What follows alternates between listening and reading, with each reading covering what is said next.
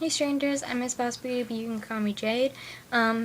Quick before I start this video completely, if you want to know how to do my hair like this, or my makeup, I just made 2 tutorials, so be sure to go check those out.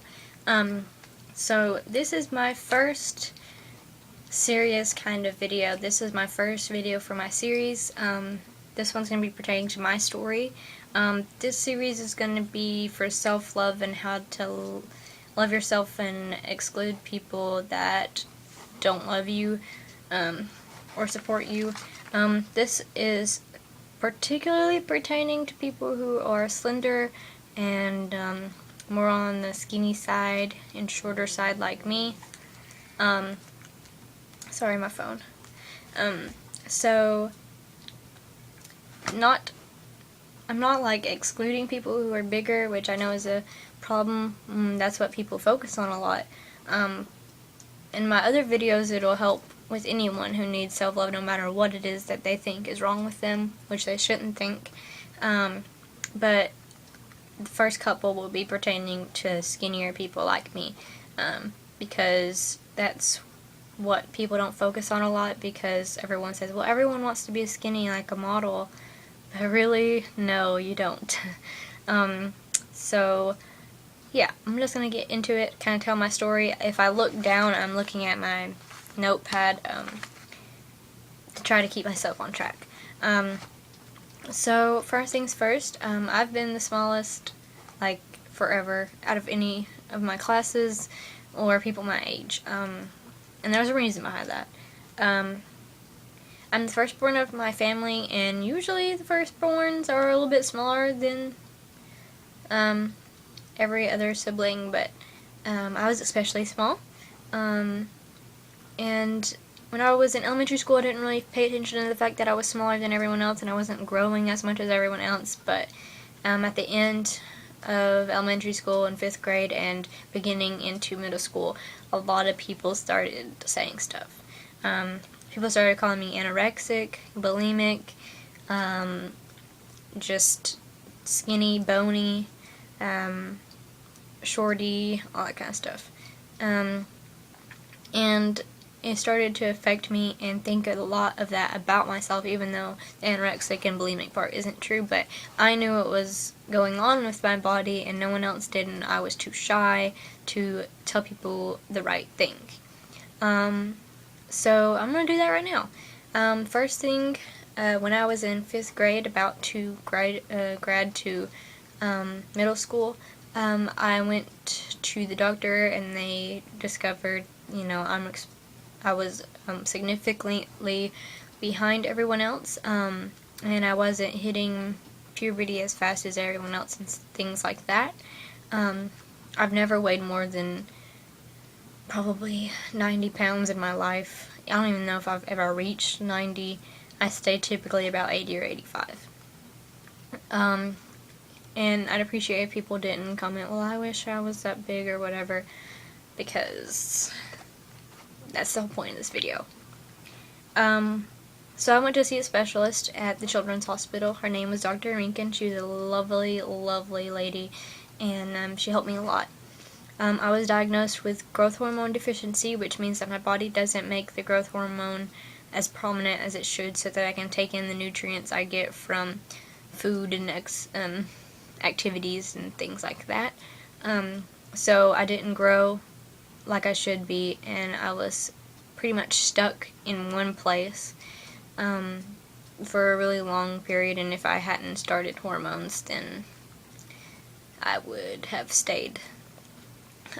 Before I started hormone replacement, which I had like a little shot that I had to give myself every day before I went to sleep, and I'll get into that a little bit more, but I had to start that, and before I had any progress on that, I went ahead and got x-rays done on my bones so that I could record progress. My bones were still at an 8-year-old level, even though I was 10. I was 4'8" or 7, somewhere around there, and now I'm 5'2", and my bone age is, I think, like it's just a year behind rather than a couple of years, probably.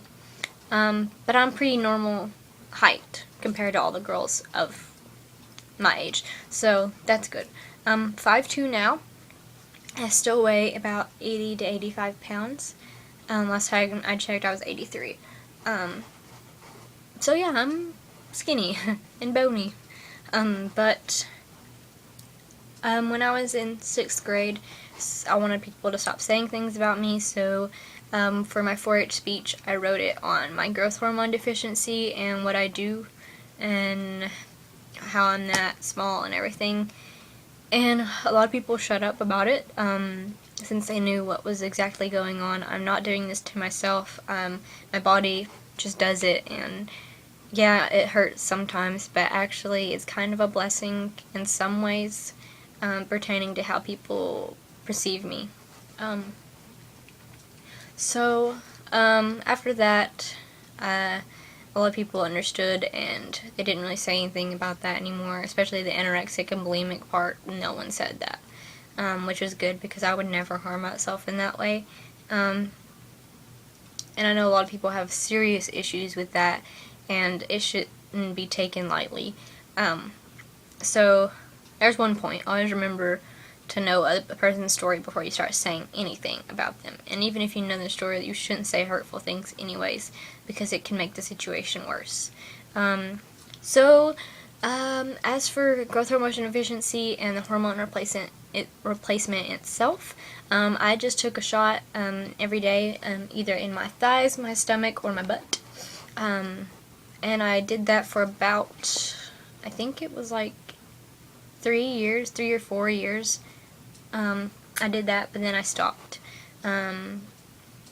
Because it is a natural thing that you're putting in your body, and also my mom said if I couldn't do it myself by that time, that I should. And I hate doing that, so, and I reached a good height and everything, so, and I still, actually afterwards, I still grew a little bit, so that was good.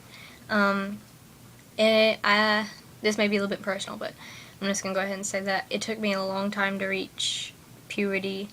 I didn't even start reaching puberty until I got into high school. So I wasn't that girl that, I didn't have my period until like sophomore year, probably, well, a little bit before sophomore year, like summer freshman year. And I'm very small-chested, so people like to make fun of that as well, still. But really, I'm learning to be happy with myself, and a lot of that is because I exclude people who judge me or who don't support me and do nothing but crush me. So if you have anyone in your life that is hurting you or hurting your feelings, definitely get rid of them.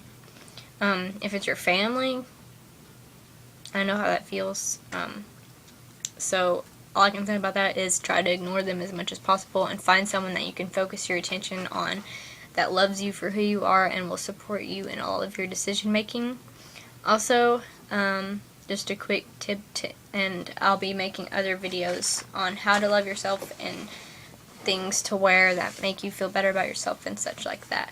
But one important thing, a lot of people who are self-conscious are shy, and they won't talk to anyone, and they won't get themselves out there, and that was me until I got into high school. I wouldn't talk to any guy.